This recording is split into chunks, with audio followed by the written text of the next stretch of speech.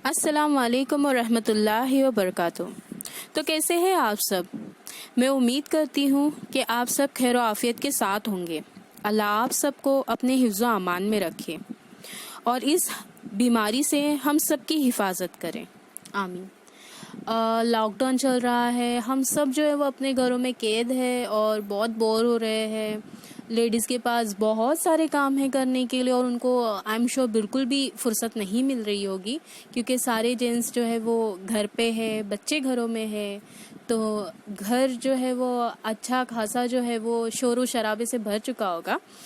तो मैं भी बड़ी बोर हो रही थी, तो मैंने सोचा कि आज थोड़ा हट कर लेते हैं, थोड़ी बातें कर लेते हैं।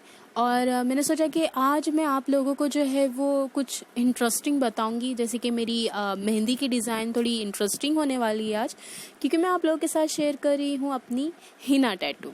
अच्छा, हीना टैटू क्या होता है कि आप मतलब है ना, ये फॉरेन कंट्रीज़ में बड़ा ट्रेंड एक वक्त में चल रहा था हीना टैटू का, कि वो लोग मेहंदी को एज अ टैटू यूज़ करते थे, जिसमें कोई भी खराबी नहीं, क्योंकि देखो क्या होता है ना, टैटू इस्लाम में हराम है, आप टैटू नहीं कर सकते। बट वो लोग हीना को जो है वो यूज़ करते थे और कुछ दिन वो रहता था तो उनको थोड़ी सेटिस्फेक्शन मिलती थी, इसलिए वो लोग हीना टैटू का एक ट्रेंड जो है वो चलता था। तो मैंने सोचा कि मैं थोड़ा इजी वे में कुछ लेकर आती हूँ, कि इससे जो है जिन लोगों को मेहंदी की डिज़ाइन सीखनी है तो लोग मेहंदी की डिज़ाइन भी सीख सकते हैं, और मुझे जो है वो आप लोगों के साथ बातें करने का एक टाइम मिल जाएगा अच्छा खासा। तो मैंने सोचा कि ठीक है, टाइम को यूटिलाइज़ कर लेते हैं अपने। अच्छा, तो है ना, आज मैं आप लोगों को है ना अपनी लाइफ के है ना 2 हॉरर जो है वो एक्सपीरियंस के बारे में बताऊंगी। और ये भी ना मैं क्यों बताऊंगी, मैं आपको बताती हूँ कि हुआ था ये कि है ना, कुछ दिन पहले मैंने एक ऑनलाइन जो है ना मतलब ऑडियो फाइल में एक नॉवेल सुनी है, और वो नॉवेल है ना, मतलब जब मैं बीए के फर्स्ट ईयर में थी तब पब्लिश हुई थी, और बड़ी फेमस नॉवेल है, बड़ी फेमस राइटर की नॉवेल है वो। बट मैं जब बीए में थी तो हुआ था ये कि मेरे एग्ज़ाम्स कुछ चल रहे थे, तो मैंने कुछ उसका फर्स्ट या सेकंड पार्ट ही वो नॉवेल का पढ़ा था, उसके बाद में मैं उसको कंटिन्यू नहीं कर सकी। और फिर उसके बाद में मुझे मतलब पता नहीं, मेरे दिमाग से वो नॉवेल के बारे में निकल ही गया, तो मैं फिर बाद में उसको पढ़ ही नहीं पाई। और सडनली मुझे कुछ दिनों पहले ख्याल आया कि अरे वो नॉवेल तो मेरी कंप्लीट हुई ही नहीं, और मुझे जानना था कि उस नॉवेल में क्या हुआ था। तो मैंने ऑनलाइन जो है वो सर्च किया और मुझे ऑडियो फाइल में जो है वो नॉवेल मिल गई। तो नॉवेल बड़ी ज़बरदस्त है, जैसे कि मैंने आप लोगों को पहले भी बताया कि बड़ी फेमस नॉवेल है और बड़ी फेमस राइटर की नॉवेल है, और नॉवेल है उमेरा अहमद की। अक्स नॉवेल है। आप लोगों में से बहुत सारे लोगों ने आई एम श्योर इसे पढ़ा होगा, और अगर आपने नहीं पढ़ा है तो जाइए पढ़िए, बड़ी ज़बरदस्त नॉवेल है।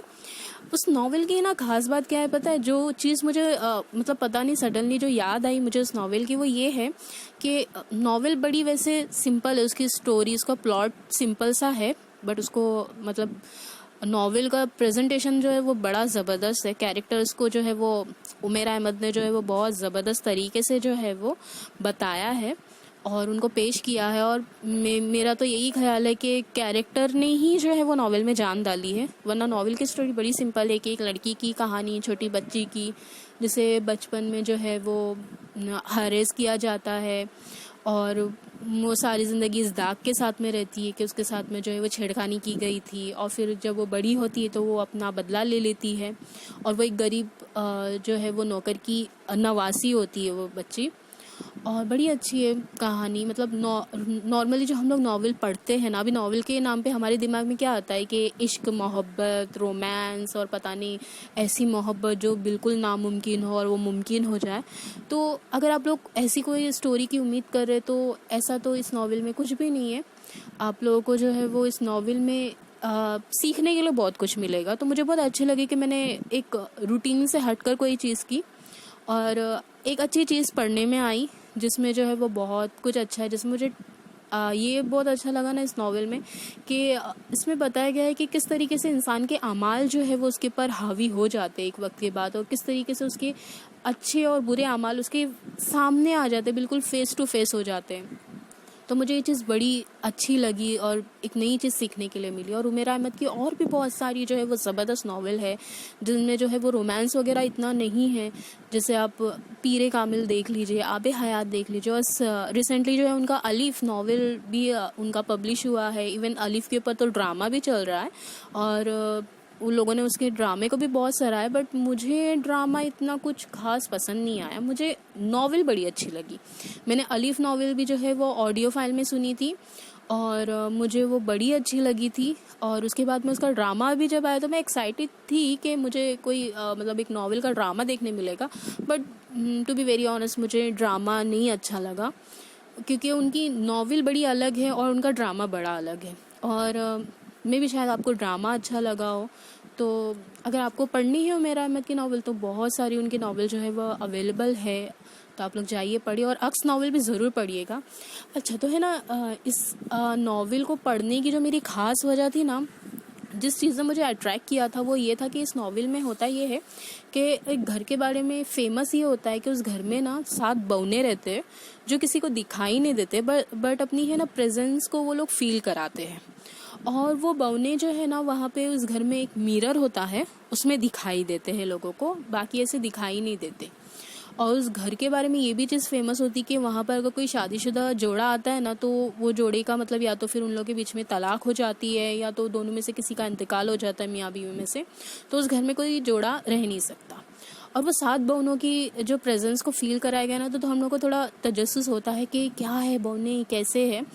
बट एट द एंड हमें बताया गया है कि ये जो बौने हैं वो बस इंसानी नफ्सियात है और कुछ नहीं है उसके अंदर, उसमें हॉरर ऐसा कुछ नहीं है। अगर आप लोग ये सोच के जा रहे हैं कि अरे उमेर अहमद ने कुछ अलग लिखा है, कुछ हॉरर लिखा है, तो ऐसा कुछ नहीं है। उमेर अहमद ने कुछ हॉरर नहीं लिखा है, बस उन्होंने एक नफ्सियात इंसान की जो है वो बताने के लिए इन 7 बौनों को यूज़ किया है कि जो जैसा होता है उसके साथ में चीज़ें भी वैसी होती है, ना जगह अच्छी बुरी होती है, ना चीज़ें अच्छी बुरी होती, बल्कि इंसान के आमाल जैसे होते हैं ना वैसा ही उसको अपने फ्यूचर में फेस करना पड़ता है।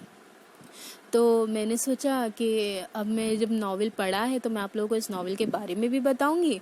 और मेरी लाइफ में भी 2 बार ऐसा हुआ था कि मैंने भी कुछ हॉरर जो है वो एक्सपीरियंस किया था, तो मैंने सोचा कि चलो आज ये बताती तो थोड़ी इंटरेस्टिंग चीज़ हो जाएंगी, थोड़ा हम लोग बातें भी करेंगे, थोड़ी अलग चीज़ हो जाएंगी। तो 2 एक्सीडेंट ऐसे हैं मेरी लाइफ में जब मुझे जो हॉरर है। एक है जब मैं छोटी थी, मैं 3rd या 4th में कुछ होंगी। तो हम लोग गांव में रहते थे, तो वहाँ पर है ना मेरी नानी की जो है वो भाभी, उनका घर था, मतलब वो मेरी भी नानी ही लगती है, तो उनका घर था। और वो घर है ना, गांव में ना ये चीज़ें फेमस होती है कि लोगों के है ना बागात होते हैं, तो उन बागात के बीच में ही वो लोग है ना अपना घर बनाते थे ताकि उससे बाग की भी निगरानी हो सके। और मतलब अच्छा घर, ऐसा बाग के बीच में घर हो तो आप सोच सकते हो कि कितना अच्छा नज़ारा होता होगा और कितना अच्छा लगता होगा। तो उनका घर तो बाग के बीच में था, बट है ना वो घर काफ़ी अरसे से बंद था। मतलब नानी कभी कभार ऐसे मतलब साल में 1 बार 2 साल में 1 बार जो है वो आती थी, और वो लोग थोड़े दिन रहते थे और उन लोग की पूरी फैमिली जो है वो बॉम्बे में रहती थी, तो उन लोग का इतना रहना नहीं होता था। तो क्या हुआ, तो हम लोग जब छोटे थे, मैं और मेरी कज़िन, तो हम लोग है ना नानी के साथ में, क्योंकि नानी अकेली रहती थी दिन भर, तो हम लोग उनके यहाँ पे जाते थे कि नानी की हेल्प करेंगे, नानी के साथ में रहेंगे। और हम लोग छोटे थे तो हम लोग को अच्छा लगता था कि बाग में जो है वो हम लोग को खेलने मिलेगा। और उनके बाग में ना बहुत अलग अलग तरह के है ना झाड़ थे, आम के थे, फिर एक जाम का दरख्त था, और वो मतलब बहुत अच्छा था, मतलब बहुत मज़ा आती थी हम लोग को, तो हम लोग जाते थे। तो कभी कभी ऐसा होता था कि है ना, क्योंकि नानी के घर में है ना पानी, मतलब आप लोगों को पता है कि गांव में जो है ना वो पानी घरों में नहीं होता है, कभी कभी है ना दूर कुआं वगैरह होता है और कुएं पे से पानी लाना पड़ता है। तो नानी के घर से है ना थोड़ी दूरी पर एक कुआं था, और मतलब उनके जो काम वाली होती थी ना वो पानी लेकर आती थी। बट हम लोग छोटे थे तो हम लोग को भी शौक होता था कि कुएं पे जाएंगे, पानी भरेंगे। क्योंकि हम लोग की जो रियल नानी थी ना, उनके घर में, हम लोग के घर में पानी था, हम लोग ने कभी कुएं का पानी भरा नहीं था, तो हम लोग के लिए ना वो एक एक्साइटेड चीज़ होती थी कि हाँ जाना है, कुएं पे से पानी लेना है, तो मज़ा आएगा, हम लोग भी देखेंगे कि कैसा लगता है। तो मैं और मेरी कज़िन है ना, हम लोग छोटे छोटे बर्तन लेके जाते थे और कुएं पे से पानी लेकर आते थे। तो कभी कभार है ना ऐसा होता था कि हम लोग आगे पीछे, मतलब मोस्टली तो हम लोग साथ में आते जाते थे, और बहुत ज़्यादा दूर पे नहीं था, बस 5 मिनट की दूरी पे कुआं था। पर है ना, बाग में है ना, जहाँ से हम लोग इंटर होते थे ना, तो बाकी इंटर्स पे ही ना एक जाम का दरख्त था। और हम लोगों ने तभी कुछ इतना नॉलेज नहीं था, तो हम लोग है ना कभी आगे पीछे होते थे ना, तो हम लोग को ऐसा लगता था ना कि जाम के दरख्त पे से है ना कोई चीज़ नीचे गिरी, क्योंकि पत्ते सूखे हुए बहुत होते थे। और कभी कभी हम लोग को ऐसा लगता था कि कोई पत्तों पे चल रहा है। तो हम, मतलब मुझे तो ऐसा फील होता था कि पता नहीं सांप वाप, क्योंकि गांव में बहुत रहते हैं, तो मुझे ऐसा लगता था कि कोई सांप होगा, कोई जानवर होगा जो आहट पर जो है वो हट रहे होते हैं, या मतलब वो साइड दे रहे होते, अपनी कुछ डर रहे होते हैं, ऐसा लगता था। और मुझे मतलब अंदाज़ा नहीं था, पर मुझे बाकायदा, मतलब मैंने बहुत बार ऐसा फील किया है कि कोई दरख्त पे से उतरता है ना कुदी मार के, तो वैसी कुदी मारने की आवाज़ आती थी, जंप करने की। और जैसे कोई पत्तों पे चलता है ना, तो बाकायदा चलने की आवाज़ आती थी। बट हम लोग को पता नहीं था कुछ, तो हम लोग को लगता था कि ठीक है, कोई जानवर वगैरह होगा। तो क्या हुआ, फिर उसके बाद में है ना, हम लोगों ने है ना, एक मरतबा नानी ने ना उस दरख्त पर के ना फ्रूट जो पकड़े हुए थे, जाम, वो निकाले थे, और नानी ने हम लोगों को खाने के लिए दिए थे। अब हमने खा लिया, और उसके बाद में है ना, मतलब मेरी कज़िन का पेट दर्द करने लगा और मेरा सर दर्द करने लगा, बहुत बुरी तरीके से सर दर्द करने लगा मेरा और मेरी कज़िन का पेट। तो फिर बाद में मेरी मुमानी थी, तो उन्होंने पूछा कि तुम लोगों ने क्या खाए थे। तो हम लोगों ने बताया कि नानी ने जो हम लोग को जाम दिए थे ना, हम लोगों ने वो खाए थे। तो उसके बाद में नानी ने उसके बाद में हमारी जो मुमानी थी, उन्होंने कहा कि देखो अभी खाना नहीं, क्योंकि उस दरख्त पर जो है वो जिन वगैरह होते हैं। और फिर हमारा दिमाग चला कि अरे वो जो उतरने की और चलने की आवाज़ें आती थी, वो शायद उस दरख्त पे जो जिन था उसी की होती थी। और उसके बाद में सच बताओ तो हम लोगों ने वहाँ जाना ही छोड़ दिया। हम लोगों को कोई कहता ना कि चलो हम लोग के साथ में, तो हम लोग वहाँ पे जाना ही छोड़ दिए थे। तो ये तो मतलब बहुत, मतलब मुझे आज भी अच्छे से याद है। मैं जब भी ये एक्सीडेंट याद करती हूँ ना, तो मुझे वो चलने की आवाज़, वो कूदने की आवाज़ बहुत अच्छे से मेरे कानों में आती है।